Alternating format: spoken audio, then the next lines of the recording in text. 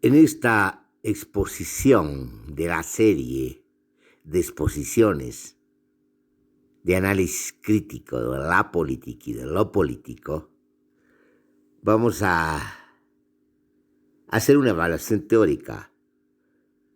una exposición teórica sobre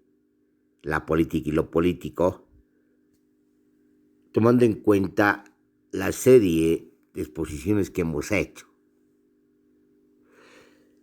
Vamos a abordar la posibilidad o no de la crítica de la razón política. En una exposición sobre Manuel Kant,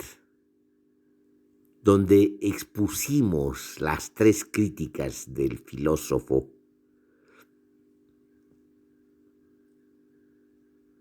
la crítica de la razón pura, la crítica de la razón práctica y la crítica del juicio, aludimos a la posibilidad de la crítica de la razón política. De partida cuestionamos la existencia, desde la perspectiva kantiana, de una razón política. Sabemos que la razón es una facultad capaz de construir ideas, pero una facultad también que parte de las condiciones de presentación en la estructura del sujeto, la presentación del espacio y tiempo que tienen que ver con la intuición sensible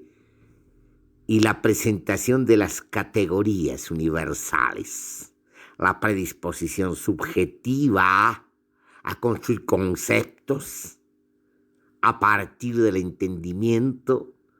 suponiendo la experiencia.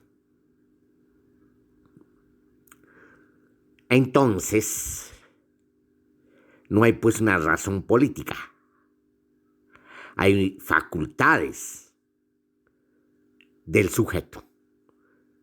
Entre las que hemos citado está la facultad de la razón, la facultad de la intuición sensible, la facultad del entendimiento, la facultad de la imaginación. Y obviamente algo que no es exactamente facultad, sino que articula como hilo las facultades construyendo tejidos y composiciones, el juicio, que tiene mucho que ver, mucho más que en el juicio lógico, con el juicio teórico. Tiene que ver con el juicio estético, que establece una relación en el intervalo de dolor y placer, buscando escapar del dolor y lograr el placer y dilatarlo. Eso tiene que ver con la estética. Muy bien, en ese contexto la pregunta sería más bien, ¿cuál es la composición de las facultades cuando se da la política? De entrada, la política tiene que ver con la experiencia social. Si ustedes quieren, con la experiencia social política. Muy bien, entonces tenemos que ver con una composición o una articulación entre intuición sensible, experiencia, imaginación y la razón, en tanto constructora de ideas. En el caso de la política, construcción de ideas de las formaciones discursivas y enunciativas ideológicas. Entonces no estamos hablando de conceptos, como en el caso de la crítica del juicio, que tiene que ver con la estética. En el caso de la estética, Claramente Kant nos dice que no hay conceptos, no son conceptos, se parecen a conceptos, funcionan como si fueran conceptos, el gusto, la belleza, lo sublime, aquellas configuraciones que definen el campo y la gama de lo estético. Entonces, de la misma manera, solo que de manera diferente, radicalmente diferente, la política supone una articulación y una integración y una composición de las facultades. Cuando decimos de la misma manera, decimos lo siguiente. En el caso de la estética dijimos que no hay una facultad legislativa, como en el caso del conocimiento, donde la facultad legislativa es la facultad del entendimiento, o como en el caso de la moral, donde la facultad legislativa es la razón. Aquí en la estética no hay una facultad legislativa, sino hay una composición cambiante, una armonización de las composiciones, un devenir de las composiciones de las facultades, que dan lugar precisamente al devenir estético y a la creatividad estética. Ahora bien, en el caso de la política no hay pues una facultad legislativa, no es la razón, porque la política no solamente son ideas o ideales o ideología. La política es acción, y en la medida que esa acción está vinculada con prácticas, y en la medida que está vinculada con prácticas que están vinculadas con el poder o el contrapoder, entonces estamos con facultades corporales, facultades que tienen que ver con la acción, entre ellas la intuición sensible,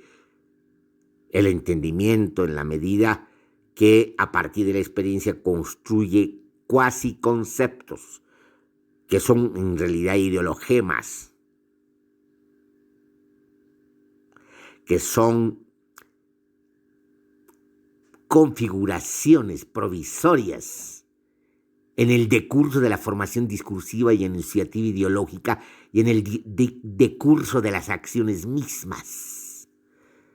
en el decurso de la narrativa política y en el decurso de la prenarrativa política que tiene que ver con las prácticas. Y también entra la imaginación, porque la imaginación de alguna manera usa las ideas en sentido de expectativa o de espera o de promesa. En la medida que estamos hablando de discursos o formaciones discursivas o políticas que se abren a la utopía, a la promesa. O en el caso conservador,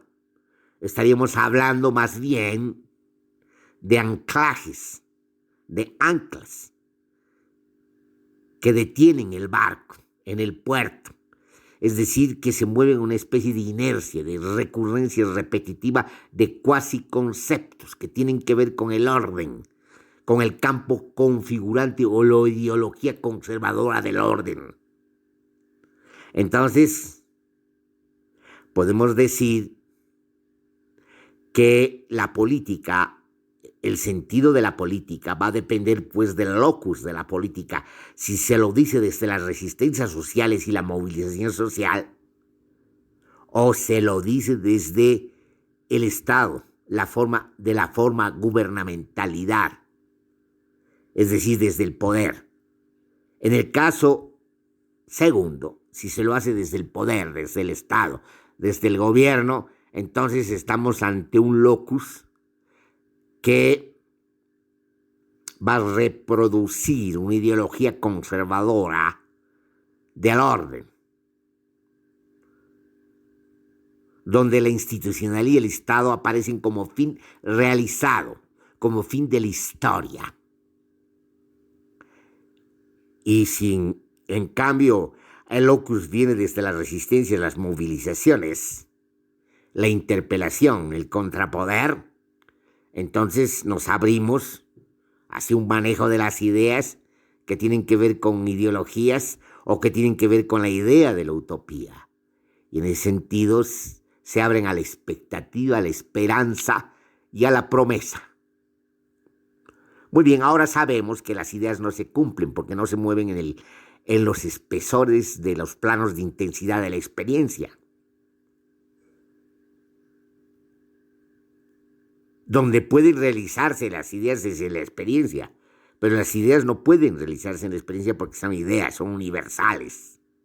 son constructos de la razón, no son constructos de las prácticas, de la complejidad que es sinónimo de realidad. Entonces no se puede realizar la utopía, pero tampoco se puede realizar una no utopía o una antiutopía conservadora que sería la inercia, el orden mismo, el orden helado, el equilibrio absoluto, que es el sueño absoluto, ultraconservador. No puede realizarse ninguna de estas ideas, tanto desde el locus del Estado, tanto desde el locus de las resistencias y las movilizaciones sociales, pero sirven y actúan como motivaciones en las prácticas sociales, en la concurrencia de las fuerzas sociales y políticas. Muy bien, entonces, si bien no hay una razón política, se puede hacer una crítica de la política desde la perspectiva de las críticas de la razón pura, de la razón práctica y del juicio, entendiendo que la política, desde la perspectiva kantiana, sería una composición variada, una mezcolanza de facultades que tienen como objeto no el placer y escapar del dolor como en el caso de la estética, sino como objeto el destruir el poder, enfrentarse con la realidad y la historia, abrirse a lo que se llama revolución, o si ustedes quieren transformación, abrirse a otros horizontes inventivos, o, en caso contrario y opuesto, detener el movimiento efectivo de la realidad social y detenerse en un orden anclado en el puerto para siempre. Entonces es posible pues hacer una crítica de la política como una crítica de dos locus políticos, el conservador y el utópico, que no pueden realizarse, pero que funcionan como motivadores, abriendo expectativas o soñando con un detente absoluto conservador que no puede realizarse, pero que sirven como motivación constante de lo que no puede realizarse, de lo irrealizable, que sería la política misma, la política como irrealización en los espesores de la experiencia, pero como idealización en el abstracto plano de intensidad de la razón. Esa sería la posibilidad de una crítica de la política desde la perspectiva de la crítica, del arquetipo de la crítica, en sentido kantiano, que es el único sentido de la crítica. Las demás críticas no son críticas en el verdadero sentido de la palabra, porque no ponen ni al pensamiento, ni a las prácticas, ni a la experiencia, ni a la imaginación en sus condiciones de posibilidad. En este caso estamos poniendo la política bajo la luz y la perspectiva crítica de las condiciones de posibilidad. Muy bien, con esto terminaríamos esta exposición y espero que esta exposición teórica sirva para clausurar esta serie de análisis críticos sobre la política y lo político, obviamente de esta serie, sin renunciar en un futuro inmediato a seguir hablando de la política y lo político en otros contextos y bajo otras consideraciones. Entonces aquí terminamos nuestra exposición.